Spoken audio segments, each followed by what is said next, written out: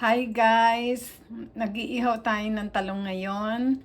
Ang ating recipe for today is ensaladang talong.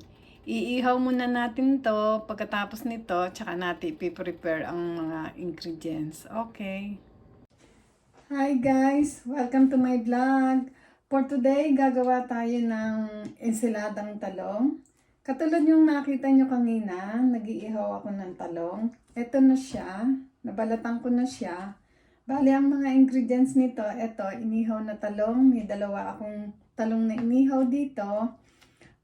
Merong ginger or luya, iskalyon or green onion.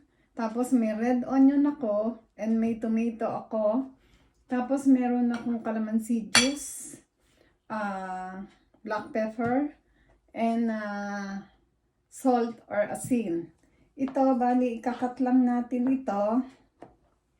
Cut lang natin ng ganito.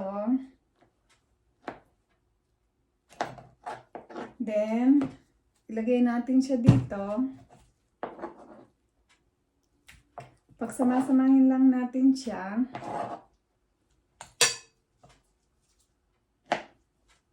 Paborito ko din tong ensaladang talong, lalo na pag may pritong isda.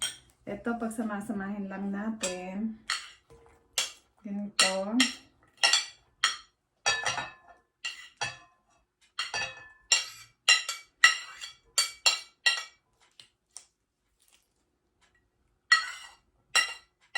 Ito.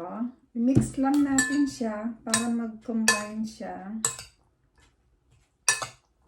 Ganito.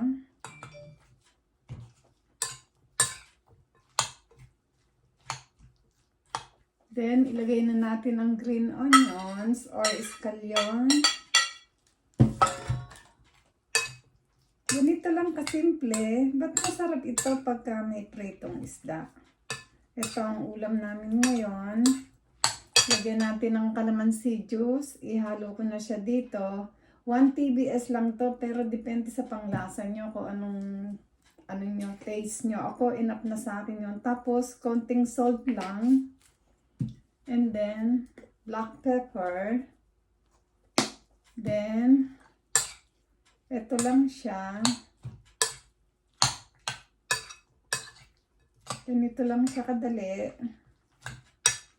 Yung iba kasi naglalagay ng suka sa halip na calamansi juice. But ako, I preferred calamansi juice. Ito na siya. Ito na. Diba? Ganun lang kasimple. Ito ang ulam namin plus pritong isda. Thank you for watching my vlog. Please like and subscribe. See you on my next vlog. Thank you. Bye.